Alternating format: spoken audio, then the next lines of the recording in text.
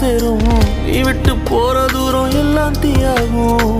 உள்ளுக்குள்ள கண்ணீரோட போராட்டம் ஆறாத நினைப்ப என்ன கொல்லட்டும். நீ நெஞ்சின் ஓரத்தில் வலிக்கின்ற பாதியா கவிதையில் நான் இனி இல்லையோ.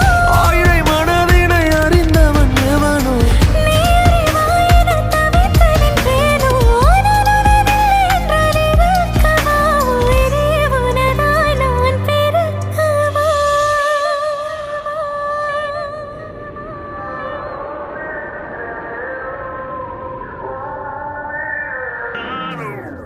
உன் கண்ணோ